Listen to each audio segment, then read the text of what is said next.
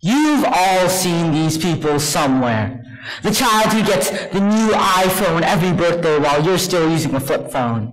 The child kicking and screaming outside the mall. But I want it, as his parents drag him away calmly, explaining the difference between want and need. The parent who can silence her child with just a look. It's frightening. Even you're afraid of her. The child who just hangs out at the mall all day, alone. No parents in sight. Now, what do all these people have in common? Nothing, you may think, or maybe they all take place at the mall? Well, actually, they all have to do with parenting. Consider this. Why does a newborn human baby need a full year before it starts walking, while a newborn horse gets up right after birth?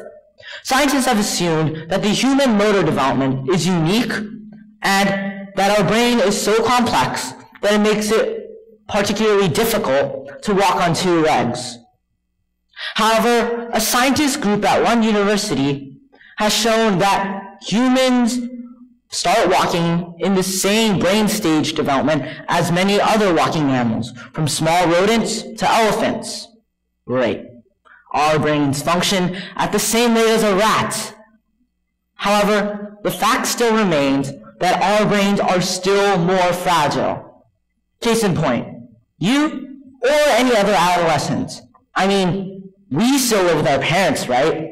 Do teenage rats still live with their parents? I don't think so. However, Kate Wong with Scientific America has shown that human babies are extremely underdeveloped and would need 18 to 21 months in the mother's womb instead of the usual 9 to have the same cognitive development as a baby chimpanzee. So maybe it's not our fault we still live with our parents. The fact is, and the law states, that we are not adults until the age of 18. And until then, we need an adult to guide us and provide us with basic needs. In other words, we need a parent to parent us. But what type of parenting does an adolescent need? Kimberly Kopko of Cornell University explained the 4 different parenting styles as authoritative, authoritarian, uninvolved, and permissive. So let's start with permissive. Now, I don't want to name names, so let's take permissive parents out of one of my favorite books, Harry Potter. And in this book, Harry's cousin Dudley is the child of permissive parents. He gets whatever he wants every day, from computers to gaming systems, no matter if he behaves or not. And like most parents, his permissive parents are afraid to say no to him. So instead, they spoil him with choice. But sometimes we need to be told no. Life is about being told no and how to get to the yes. On the other hand, uninvolved parents don't really care about what their child's do and have given up on parenting. It might not be obvious, but these two parenting styles, permissive and uninvolved, are vaguely similar. Look at it this way. When a child of a permissive parent grows up, they believe they can do whatever they want. They believe everyone's like their parents, giving way, providing what they need, loving them. When the child of an uninvolved parent grows up, they also believe they can do whatever they want. But not because they believe everyone loves them, but because they believe everyone is like their own parents, ignoring them and just giving up on them, and not caring about what they do whatsoever. And because of these two parenting styles, permissive and uninvolved, who knows what the children of this world will be when they grow up. An example of uninvolved parenting is shown in the memoir, The Glass Castle, by Jeanette Walls. And an example of this is shown when Walls is cooking hot dogs, but not in the way you think. She was cooking hot dogs at the age of 3 years old. 3 years old, with fire, unsupervised whatsoever, while her mother was in a different room painting instead of watching her child play with something very deadly that may have killed her. Now, if you've read the book, you already know that it doesn't end too well. Walls sets herself on the fire and is rushed to the hospital. She lives, but not without many burns and scars that would cover her for life. Another anecdote featured from this book may change your perspective of these parents. Are they actually uninvolved? Walls' father teaches Walls how to swim in a way most parents don't really consider. He, knowing that she may drown, literally throws her into a lake. At first, she's helpless. She claws the water, sinks below the surface, cries for help. Eventually, she makes it back to her father, who just throws her back in. Again, she claws the water, sinks below the surface, cries for help. And if you see the pattern here, when she makes it back to her father, he just throws her back in. But this time, she doesn't do any of those things. She decides to push away, and now she has learned to swim. Her father happily congratulates her. And now I ask you, what type of parenting is this? It's not exactly uninvolved.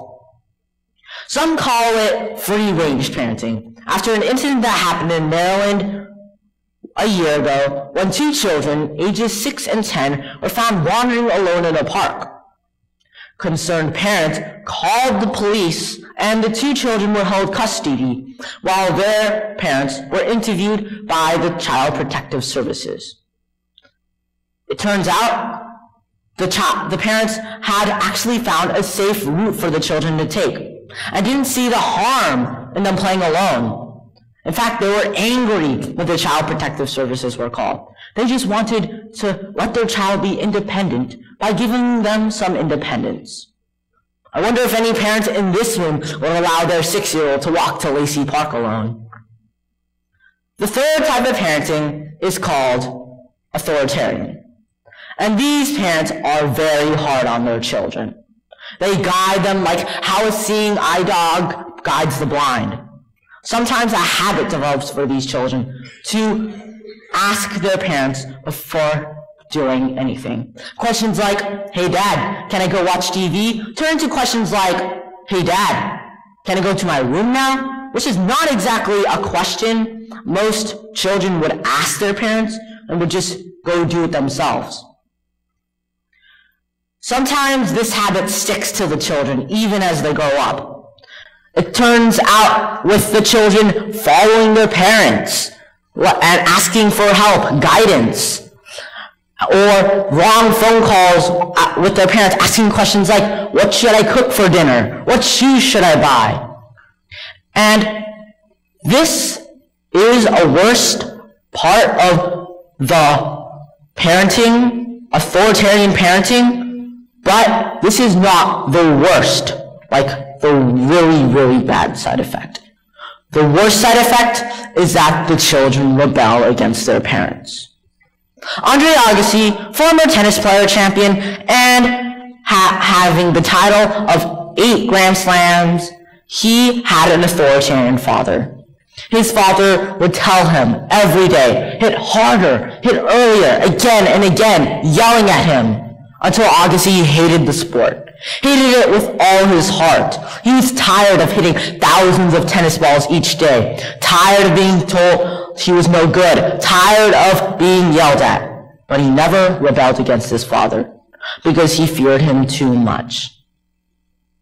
Amy Chua wrote a book called Battle Hymn of the Tiger Mother, in which she explains raising her children as a proud authoritarian parent, or what she calls the Chinese way. In other words, she writes about how she frequently treats her daughters harshly. She notes how most Chinese parents just tell it how it is. For example, if the child is fat, the parent won't hesitate to say, "Hey fatty, lose some weight." She notes how most parents won't say this in fear of harming their child's self-esteem. But she says that the real harm in self-esteem comes from the child's obesity. So isn't it better to deal with problems openly and honestly? Chua never lets her children do anything fun. She doesn't let them have sleepovers or let them play video games or watch TV. She doesn't let them do any fun activities unless they can earn a gold medal. And if they can earn a gold medal, then they better get it. Chua is extremely competitive, pushing her children to the limit through the whole book, until finally one of her children breaks and rebels. And Chua has to rethink her authoritarian ways. But in the end, she maintains what she has taught, and says that everything she did was to make her daughters the best they could be. Kopko doesn't mention helicopter parents, but I see them as a hybrid parent of authoritarian and permissive. First of all, helicopter parents are overprotective. In elementary school, they're the parents who circle around their children, quote unquote, like a helicopter parent. Helicopter, ensuring that they don't get hurt, watching every move that they make. When the child goes camping or on a field trip, the parent has to be a chaperone. When the child asks to go to a friend's birthday party alone, the parent won't let them, or they will go there with them. In middle school, the parents just won't let their child be independent and believe that their child is perfect, even if they're not, and will do anything to help them succeed. For example, if the child forgets his homework, he will text his helicopter mom, and she will immediately drive it to the front of the school. At lunch, the helicopter parent brings a hot lunch to the front of school every single day. Or worse, the helicopter parent knows the child's locker combination and literally puts their lunch in there for them. Nobody needs a helicopter parent. It might seem to work in the moment. Great, I turned in my homework in time. But in the long run, it teaches us no responsibility. Professor Henry Petrosky of Duke University wrote a book called Success Through Failure. And just reading the title tells you what helicopter parents don't seem to understand. Adolescents make mistakes all the time. It's like our job to make mistakes. So let us. The only way we ever learn is from failure. Now, if this is all starting to sound grim, relax. There's still one more type of parenting style, and this is called authoritative. And it might sound like authoritarian, but it's the total opposite. Authoritative parents are described as warm but firm. They are willing to negotiate the rules and change their minds. The parents, if the child wants to stay up till 10 at night, the parent will gladly let them stay up, with a reasonable explanation, of course. And through this, the children learn an important life skill from their parents. Though not everything is set in stone, black and white, and that reasoning is an important skill. From an adolescent's point of view, and from my point of view, this is probably the best type of parenting style, because these parents will never answer the question why with "because I told you so."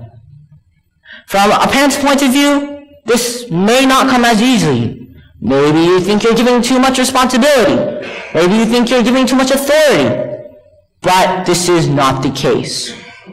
Let your child be independent from time to time. And know that we need you, need your guidance, even if we say we don't. We all learn by doing. This is especially true in adolescence. So think of the Nike motto, just do it. Now let us do it.